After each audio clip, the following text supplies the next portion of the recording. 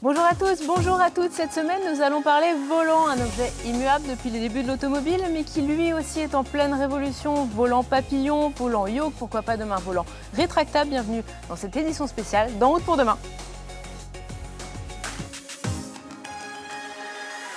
En route pour demain, présenté par Pauline Ducamp sur BFM Business et Tech Co.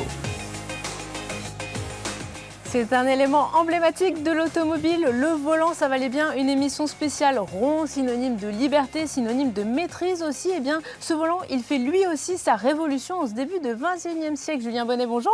Bonjour Pauline. Journaliste auto BFM Business. Du coup, le volant, finalement, c'est on réinvente la roue, non? C'est un peu ça? Bah oui, complètement. On les voyait souvent sur des concept cars ou dans des fictions célèbres et ils arrivent, ces volants réinventés. Alors déjà dans les années 80, la mythique Kit, la voiture de K2000 que tu adores Pauline, elle disposait d'un volant en quelque sorte coupé en deux, plus proche du manche d'avion. Oui, on voit les images à l'écran pour nos auditeurs en radio. C'est vrai qu'on a plus l'impression d'être dans un Boeing ou un Airbus que dans une voiture. Mais... Voilà, ça participait à ce côté futuriste, très complètement moderne, magique, etc. Et en fait, ça fait vraiment un certain temps que les constructeurs ils cherchent à renouveler cet élément inchangé depuis les débuts de l'automobile. Il y a eu plusieurs tentatives, notamment depuis les années 80, mais ça se révèle en fait plus compliqué que prévu. Alors mécaniquement, tout d'abord, avec une technologie qui est assez éprouvée, celle du volant rond, qui est relié aux roues via une colonne de direction et un système de pignon crémaillère, pour faire simple. Et même plus besoin de faire trop d'efforts depuis la généralisation de la direction assistée électrique depuis le début des années 2000.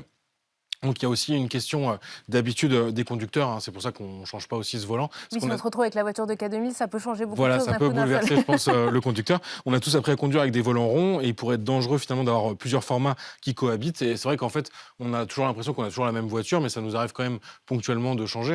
Quand vous empruntez la voiture d'un proche, par exemple, lors d'un long trajet, si c'est pour soulager le conducteur, ça peut être sympa de prendre le volant. Et si on a l'habitude qu'il soit rond, a priori, on ne va pas être trop bouleversé à part l'emplacement des essuie-glaces et des clignotants qui peuvent varier.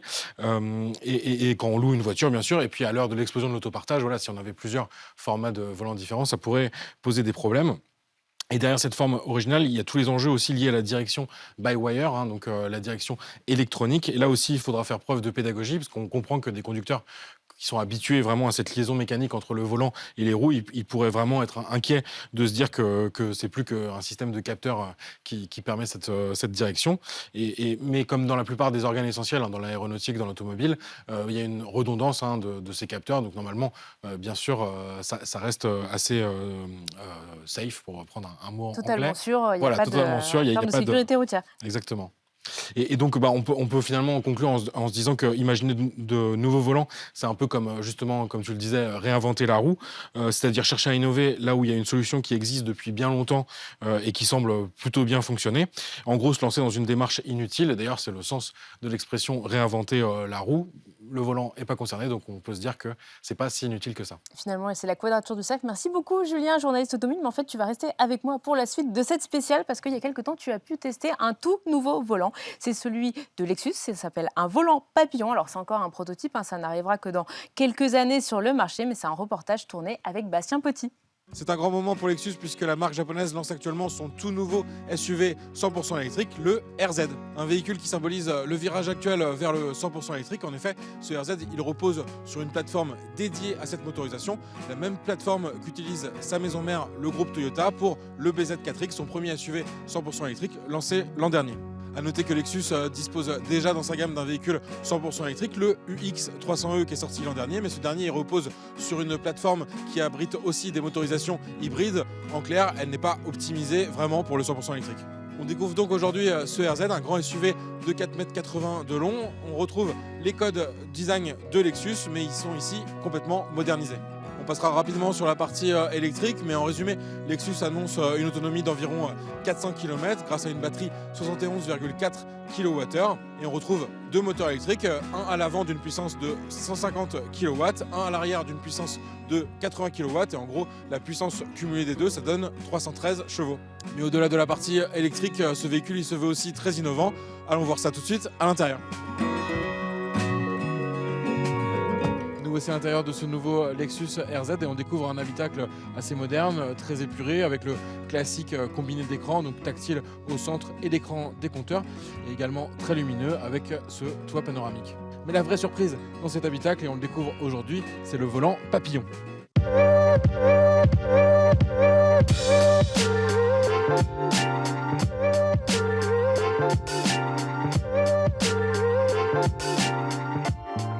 volant papillon, c'est son nom chez Lexus, il a une forme très originale, hein, ça on le remarque bien sûr tout de suite, mais il va cacher aussi à l'intérieur une technologie assez poussée qui est en fait la direction by-wire ou la direction électronique. Comment ça fonctionne? En fait, c'est assez simple. Il n'y a pas de liaison mécanique comme on trouve habituellement dans l'automobile, avec un volant qui est relié à une colonne de direction qui va ensuite orienter la position des roues en fonction bien sûr de l'inclinaison du volant. Ici, rien de tout ça, un peu de liaison mécanique. C'est un capteur qui va percevoir en fait les mouvements du volant et les transmettre via un câble aux roues avant. Cette option, elle sera proposée bientôt. Donc pour l'instant, on est ici sur un prototype qui est assez finalisé pour le tester aujourd'hui. On en parle plus en détail avec Kazai Yoshiro, chef assistant ingénieur chez Lexus. Le principal avantage de notre technologie One Motion Grip est que cela réduit la nécessité de faire des mouvements de main autour du volant et cela permet au conducteur de vraiment se concentrer sur sa conduite et d'être plus précis dans ses manœuvres. L'autre avantage, c'est qu'en supprimant la liaison mécanique entre le volant et les roues, cela améliore le confort de direction. Cette technologie nous permet de changer la forme du volant parce que nous avons justement supprimé ce besoin de le faire tourner successivement. Et c'est pour cela que nous pouvons proposer un volant qui n'a plus cette forme ronde. Et maintenant que nous pouvons retirer cette partie haute du volant, le conducteur a une meilleure visibilité sur l'écran des compteurs. On a très envie de voir ce que donne ce volant original, donc on va voir tout de suite sur la route ce que ça donne.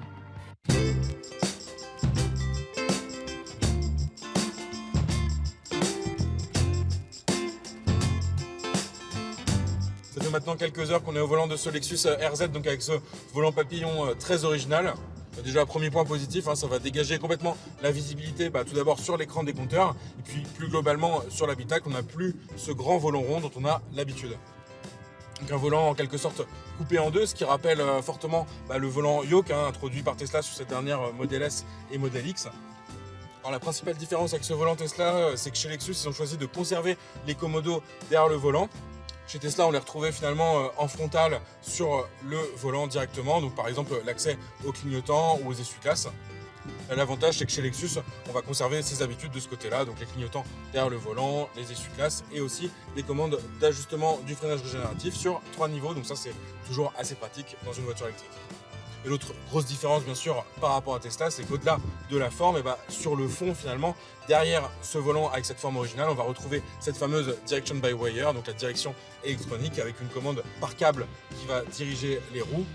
Et donc là, forcément, on va gagner en confort avec une direction qui n'est plus mécanique. Donc on n'a plus, par exemple, les retours de vibration de la route. En tout cas, ils sont beaucoup plus atténués que sur une colonne de direction mécanique classique. Autre point très positif avec ce volant papillon, c'est que ça va considérablement faciliter les manœuvres dans un parking, par exemple.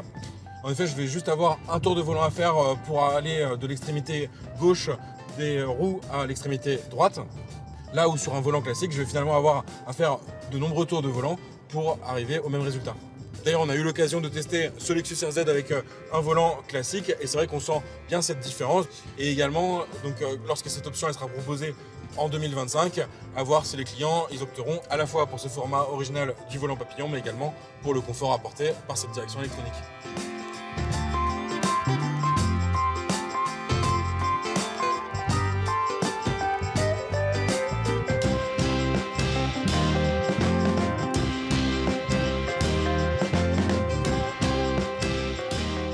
En complément de la motorisation 100% électrique, ce volant papillon il incarne donc parfaitement le côté premium mais également très technologique d'une marque comme Lexus. A voir maintenant quand cette option elle sera proposée en 2025 à quel tarif bien sûr. On rappelle qu'on est déjà sur un SUV très haut de gamme, donc ce RZ dans la finition de base il démarre à 75 500 € en France et dans la finition qui ajoute pas mal d'équipements on est déjà à un niveau de prix de 85 000 € et a priori ce sera sur cette version là que sera proposé ce fameux volant papillon. BFM Business et Tech & Co présente En route pour demain, l'invité. On poursuit notre spécial volant avec notre invité Stéphane Maillard. Bonjour. Bonjour. Vous êtes designer en chef en charge des intérieurs chez Renault. Merci beaucoup d'être avec nous aujourd'hui. Alors, on l'a vu à l'instant, un volant papillon. Chez Renault, vous avez aussi créé des concepts de volants très originaux ces dernières années. Je pense à la R5 Diamant avec un volant à plusieurs cercles. Je pense aussi au Dacia Manifesto. Il y avait même des petits cadrans de chaque côté du volant. Comment vous imaginez le volant de demain au sein du groupe Renault ? D'abord, on ne travaille pas que sur le volant, on travaille sur l'habitacle en entier. Oui, c'est un tout, en fait, Voilà, hein. c'est un tout, et donc on pense à l'architecture au global. Et le volant, c'est un des éléments qui fait qu'on va offrir une expérience à bord qui est inédite. Et donc l'idée, c'est plutôt d'imaginer du progrès pour les clients, et pas l'innovation pour l'innovation. Et le progrès, c'est quoi? C'est du coup de bouleverser complètement leurs habitudes avec un joystick à la K2000 ou même avec ce volant papillon, ou c'est d'aller vers carrément de mettre peut-être des écrans comme on en voit partout? Comment on pense au volant de demain? D'abord, on imagine ce que ça peut améliorer dans la vie des clients. Donc, par exemple, sur Scenic Vision, on a voulu améliorer la sécurité et l'inclusivité des occupants. Et donc, on a réfléchi à l'architecture de l'habitacle dans sa globalité. Et donc, on a d'abord positionné le compteur très haut pour détourner moins le regard de la route. Et donc, pour très bien voir le compteur qui était devenu très large, on a réduit la taille du volant. Alors justement, on voit les images, hein, je pense à nos auditeurs qui C'est ça. sont en radio, donc on voit ça fait en fait un volant qui est très très étiré, qui est plus du tout rond, mais Non. qui est très long, très allongé. Voilà, il est très long, très allongé, ça permet de bien voir le compteur, donc ça rassure de voir les informations. On quitte donc peu la route des yeux.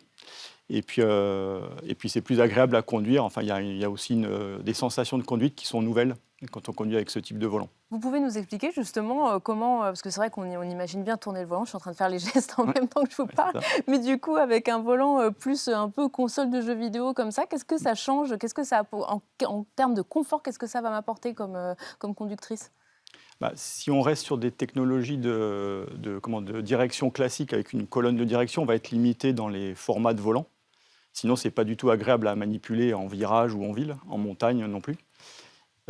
Pour vraiment aller au bout de l'expérience, il faut passer en drive-by-wire, comme on a vu sur la Lexus, où là, on va avoir une assistance variable en fonction de la vitesse. Et donc, en ville, on va braquer très peu et on va aller en bout de course très rapidement. Et en ligne droite ou sur autoroute, on va braquer très peu, mais on va avoir beaucoup de stabilité parce qu'on va être assisté par toute l'électronique. Et c'est là où l'innovation vient aider la notion de progrès, quoi. On en parle depuis un certain temps, de cette direction électronique. Elle met un peu de temps à arriver sur les voitures de série. Là, ça arrive chez Lexus, qui est quand même une marque assez haut de gamme. Chez Renault, il y a un horizon un peu de déploiement qu'on peut envisager déjà? On a évidemment ça en tête, parce que ça nous libère en termes de dessin pas mal de choses. En architecture aussi, parce qu'on n'a plus un élément mécanique qui traverse la planche de bord. En sécurité aussi, parce qu'on n'a pas non plus une barre en métal devant soi, quoi. Mais bon, faut arriver à rendre cette technologie abordable. Et donc, évidemment, après, on fait un peu l'équation de tout ce qu'on veut mettre dans la voiture pour trouver le bon dosage. Mais effectivement, on a évidemment ça en tête pour le futur, quoi. Et du coup, ça pourrait aller d'abord un peu à la Tesla par un volant qui a une forme originale, mais sans changer le mécanisme derrière. Ou pour vous, il faut aller directement à un volant avec une forme originale et la direction électronique comme le fait Lexus? On aimerait bien, nous, aller sur le drive-by-wire tout de suite, mais il faut y aller par étapes. Et donc, on commence par des colonnes traditionnelles, puisqu'on doit prendre en compte le fait qu'on a une gamme qui est assez large chez Renault. Et on fait des voitures plus ou moins abordables en fonction des niveaux de gamme. Et donc, on commence par modifier les dimensions de volant, les ratios. Donc, c'est ce qu'on a fait, par exemple, entre une Clio qui avait un volant qui fait 370 de diamètre à peu près, et sur Austral et Mégane, les dernières années de la gamme, on a déjà réduit la dimension du volant, et il est déjà un peu plus carré. C'est lié aussi au fait qu'on a mis des compteurs digitaux, donc on a des écrans, et donc pour bien exploiter toute la surface d'affichage, on a intérêt à tirer un peu les coins du volant, et du coup il devient un peu moins rond, quoi. Cette tendance justement du petit volant qu'on retrouve chez pas mal de constructeurs, c'est aussi ça, pour gagner plus d'espace, pour qu'il y ait le volant finalement gêne moins le conducteur et qu'il ait une meilleure vision de ce qui se passe sur sa planche de bord, à l'extérieur aussi? Oui, ça c'est un des éléments principaux. Après, il y a un effet de style aussi, il y a de modernité, il y a une notion un peu de rupture. Le petit volant c'est moderne, le grand volant qui fait camion c'est les vieilles voitures. Ouais, c'est ça, c'était lié à... Il n'y avait pas d'assistance. C'était un peu une espèce d'historique qui a évolué tout doucement. C'est un peu darwinien. Puis de temps en temps, il y a des sauts d'évolution qu'on peut faire parce que la technologie est prête, elle devient abordable. Et puis on peut en faire quelque chose de sympa. Et donc, il y a une meilleure visibilité, de réassurance. Et on a un bénéfice aussi en architecture. Et puis par effet induit, quand on a un petit volant, l'habitacle paraît plus grand. Donc ça a aussi un bénéfice d'impression d'espace à bord, quoi. Et pour l'instant, donc on reste sur le volant, mais comme l'a dit Pauline, on peut aller presque jusqu'au joystick. Moi, j'ai en tête par exemple un film Men in Black 2 Ouais. qui avait un volant qui à un moment se remplaçait par une manette PlayStation, donc c'était très drôle Ouais. dans le film parce qu'en plus il y avait un choc générationnel avec voilà l'agent un peu plus ancien qui était vraiment déconcerté par ce format. Est-ce qu'on pourrait aller vers des évolutions comme ça ou pour l'instant ça reste quand même vraiment de la science-fiction? Techniquement, je pense qu'on a les briques technologiques qui existent, hein. Après, elles ne sont pas forcément abordables tout de suite. Mais après, se pose la question de l'airbag aussi, où on le met. Parce que du coup, ça veut dire que... Ah oui, si on le met plus dans Quand le même. volant, Ouais, voilà. où est-ce qu'on l'installe? Oui, ou si le volant se rétracte et que j'ai un choc quand il est rétracté, ça veut dire que je dois quand même être protégé. Donc là, on commence à dérouler une pelote un peu compliquée en architecture. Et donc, voilà, c'est pour ça qu'on y va aussi un peu pas à pas, pour pas non plus déstabiliser tout le monde. Le volant rétractable, justement, parce qu'on le voit dans certains concepts, notamment chez Renault, vous l'avez présenté en cas de conduite autonome. Quand je conduis, j'ai un volant, et puis dès que la voiture prend la main, C'est hop, ça. le volant rentre dans la planche de bord. Ça, pour l'instant, c'est pas viable de série, c'est trop compliqué. C'est assez compliqué, ça veut dire qu'on rentre dans des niveaux d'autonomie qui sont assez élevés. Donc on commence à aller vers du niveau peut-être 4 ou 5. Enfin 5, il n'y a plus du Il tout n'y a de même plus chauffeur. besoin de volant, là, on Ouais, peut, voilà, on là peut l'enlever. voilà. Mais entre 3 et 4, on peut commencer à faire autre chose que conduire. Et donc à ce moment-là, on pourrait imaginer rétracter le volant.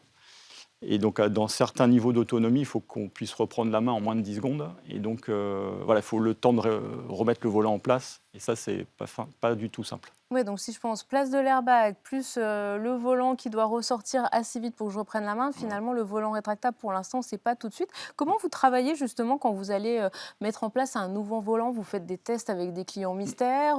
Comment concrètement ça se passe? Comment vous le dessinez? Alors d'abord, on a des groupes de travail où on est multimétier, donc design, ingénierie, produit, des experts IHM, ergonomie. Donc on est tous autour de la table et on discute pas mal, parce qu'il faut négocier des fois durement. Mais bon, on arrive à trouver des scénarios qui nous paraissent plutôt intéressants à partir d'une idée de départ. Et à ce moment-là, on rentre dans des boucles de tests, d'abord au sein de l'équipe, d'abord. Et puis après, on va tester avec des clients naïfs qui sont hors automobile pour pas du tout biaiser le test. Et là, on fait des vrais tests de roulage sur circuit pour varier un peu les parcours. Et puis en retirer des commentaires pertinents, quoi. Oui, non, nous, Julien, je crois qu'on ne peut pas jouer les clients naïfs. Toi, tu as essayé trop de volants un ça. peu bizarroïdes ces derniers temps pour que ça passe. Stéphane, dernière question. C'est quoi la prochaine innovation en termes de volants qu'on va voir arriver chez Renault? Vous pouvez nous donner un petit peu des petits trucs, des petits insights pour... Alors normalement, on a des prévisions pour 2028 sur les nouveaux cockpits de la marque. Donc là, vous commencerez à voir de la nouveauté. Mais voilà, c'est en cours de gestation, on bosse pas mal en ce avec moment. des écrans peut-être sur le volant avec, Alors pas d'écran sur le volant parce ça suppose de détourner énormément les yeux de la route Donc non. et d'avoir d'ajuster la vision très proche. Et alors là, c'est vraiment. Et ça, c'est Pour techniquement l'instant, très on compliqué, évite. Très bien. Bon, en tout cas, merci beaucoup Stéphane Maillard d'avoir été avec nous aujourd'hui, ingénieur en chef spécial sur les intérieurs chez Renault. Merci beaucoup Julien d'avoir été avec nous. En fait, tu restes encore un petit peu avec nous puisque c'est toi qui signes l'essai de cette semaine avec Jean-David Duhart. Il s'agit du Dacia Jogger. On vous en a déjà parlé ici, mais cette fois-ci, il arrive en version hybride. C'est une première chez Dacia. BFM Business et Tech Co présente En route pour demain, l'essai.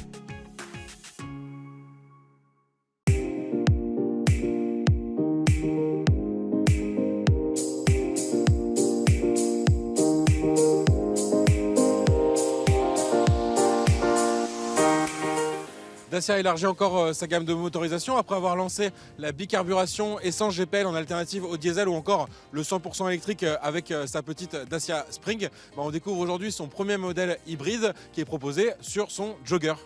Donc on le rappelle, le Jogger, c'est le véhicule familial proposé par Dacia depuis l'an dernier. Donc sur une base de Sandero, on a un véhicule bien plus long, 4,55 m, et qui est proposé à la fois en 5 places ou en 7 places. À l'extérieur, très peu de changements au niveau du design par rapport aux autres motorisations déjà proposées.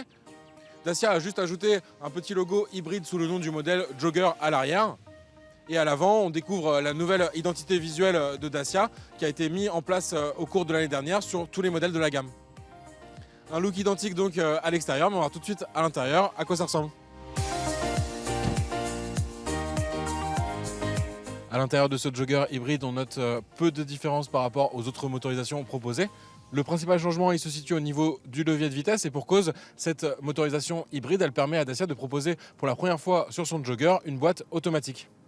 On remplace donc le traditionnel levier de vitesse par un manche qui va permettre de passer du mode parking au mode drive ou encore d'actionner la marche arrière. Sur ce modèle d'essai, on est sur le deuxième niveau de finition, en fait le premier sur lequel est proposée cette motorisation hybride. Donc une finition expression qui reste assez basique, on a notamment de la climatisation manuelle, mais le vrai plus il va être derrière le volant. En fait cette motorisation hybride, elle va permettre de disposer d'un écran à la place des aiguilles de compteur et donc ça c'est bien plus moderne et assez agréable dans une Dacia. Même chose au niveau de l'écran qui reste assez basique, on est sur un écran tactile 8 pouces, il offre quand même une bonne réactivité et une définition correcte, ça reste le principal. Partons maintenant sur la route, voir ce que donne cette motorisation hybride non rechargeable sur ce jogger.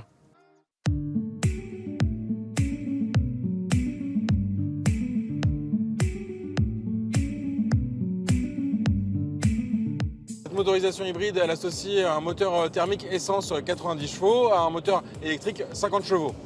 On a également en complément un alterno-démarreur électrique qui va aider à l'accélération, au démarrage, bref, fournir une assistance électrique pour aider au maximum la motorisation thermique. Alors on est bien sûr ici sur une technologie hybride non rechargeable, donc le principal avantage c'est que on n'a pas à la brancher, on n'a pas à s'occuper de la gestion de la batterie, c'est le véhicule qui va arbitrer entre les différents scénarios, donc soit la motorisation thermique qui va alimenter à la fois les roues mais également recharger les batteries, soit le véhicule qui va fonctionner en mode 100% électrique uniquement, ou dans les descentes par exemple, on va profiter de la régénération d'énergie avec le mouvement des roues qui va aussi servir d'alternateur pour recharger la batterie. D'ailleurs l'avantage c'est qu'on ne perd pas d'espace à bord, que ce soit dans le coffre ou dans l'habitacle, parce que cette batterie elle va être logée dans l'emplacement dédié à la roue de secours, en fait comme le réservoir de GPL dans la configuration bicarburation. L'inconvénient par rapport à la motorisation hybride rechargeable, c'est qu'on va disposer d'un peu moins d'autonomie. En général, sur ces modèles, on a environ 50 km de possibilité de rouler zéro émission. Ici, Dacia ne donne pas vraiment d'autonomie. On ne peut d'ailleurs pas forcer le mode électrique comme c'est possible des fois chez Toyota. Mais le passage, encore une fois, de l'électrique au thermique, il va se faire assez naturellement. On a vraiment des bonnes sensations de conduite. Et le mode de freinage régénératif maximum, avec le mode B au levier de vitesse, va vraiment ajouter un frein moteur, donc qui peut être assez pratique dans différentes situations de conduite. Le bilan global, sinon, il est plutôt bon côté conduite. Donc on retrouve le comportement sain du Dacia Jogger que nous, on avait testé en version essence 110 chevaux. Avec le confort supplémentaire qu'apporte donc cette motorisation hybride, on a quand même 30 chevaux de plus que sur la version essence, donc c'est le jogger le plus puissant. Et le silence lorsqu'on roule, bien sûr, en mode 100% électrique.